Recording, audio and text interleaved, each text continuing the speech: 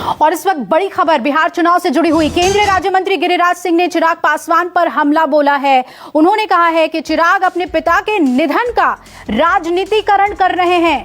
तो चिराग पासवान अपने पिता के निधन का सियासी फायदा उठा रहे हैं, ये कहा है गिरिराज सिंह ने। उन्होंने कहा कि बिहार चुनाव में चिराग पासवान का बीजेपी से कोई संबंध नहीं है। और गिरिराज सिंह ने यह भी कहा कि वो अपने आप को कैसे हनुमान बताते हैं जो मोदी जी के बातों का अपमान कर रहे हैं। न्यूज़ 24 से खास इंटरव्यू में उन्होंने ये भी साफ कर दिया कि अगर नीतीश कुमार को कम सीटें भी आएंगी तो भी नीतीश ही मुख्यमंत्री होंगे।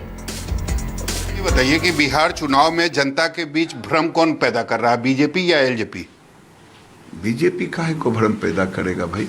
बीजेपी ने तो देश के मुखिया नरेंद्र मोदी जी ने रामविलास पासवान जी के सम्मान में जो किया वो बिहार की जनता उनको सराहने का काम किया। उनका राजनीतिकरण अगर करने की कोशिश कर रहे हैं तो वो चिराग पासवान कर रहे हैं। नहीं, वो तो कह रहे हैं बीजेपी से मेरा कोई बैर नहीं है, बैर है केवल मुख्यमंत्री नीतीश कुमार से। भाई ऐसे कैसे होगा?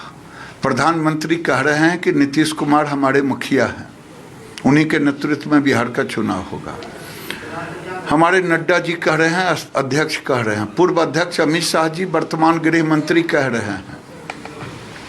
तो गुड़ खाएंगे, गुलगुल्ला से परहेज रखेंगे, एनडीए के साथ रहेंगे, नीतीश को मानेंगे नहीं।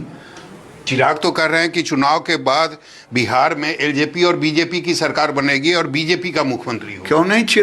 चिराग जी आरजेडी का खुले विरोध कर रहे हैं, कांग्रेस गठबंधन का।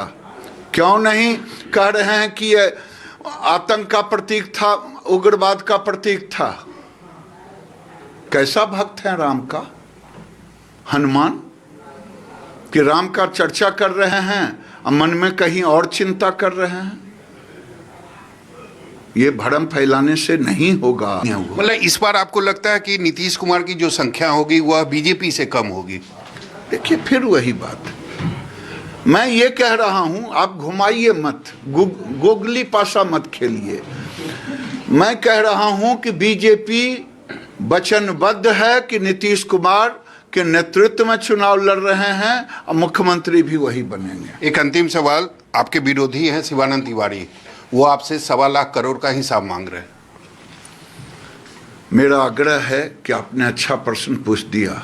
शिवानंद तिवारी जी मेरे बड़े भाई हैं, अब सुना है कि राजनीति से संन्यास ले लिया है, लेकिन लगता है कि अभी संन्यास लिए नहीं हैं, मन छटपटाते रहता है। मैं 1.25 लाख करोड़ जो प्रधानमंत्री ने आरा में घोषित किया था उसका एक एक पाई का हिसाब दूंगा।